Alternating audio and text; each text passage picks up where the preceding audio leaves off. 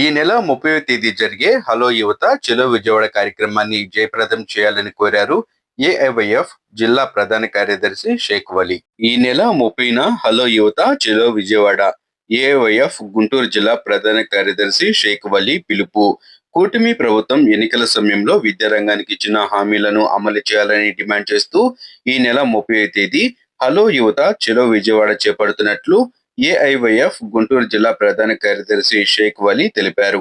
ఈ కార్యక్రమానికి సంబంధించిన పోస్టర్స్ ను శుక్రవారం ఉదయం 11 గంటల సమయంలో గుంటూరు కొత్తపేటలోని మల్లయ్య లింగం భవన్ లో ఆవిష్కరించారు.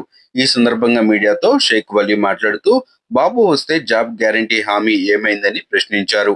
మేము అధికారంలోకి వచ్చిన వెంటనే ప్రభుత్వ శాఖల్లో ఖాళీగా ఉన్న పోస్టులను భర్తీ చేస్తానని చెప్పిన నారా లోకేష్ ఇచ్చిన హామీ ఏమైందని నిలదీశారు.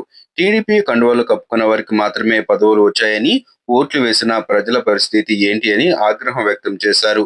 రాష్ట్రంలోని నిరుద్యోగ యువత ఈ నెల 30న హలో యువత చలో విజయవాడ కార్యక్రమానికి భారీగా తరలి రావాలని, కూటమి ప్రభుత్వానికి యువత సత్తా చూపించాలని వలి పిలుపునిచ్చారు. ఈ కార్యక్రమంలో ఏఐవైఎఫ్ గుంటూరు జిల్లా అధ్యక్షులు జంగాల చైతన్య పాల్గొని మాట్లాడారు. పలువురు ఏఐవైఎఫ్ విద్యార్థులు పాల్గొన్నారు.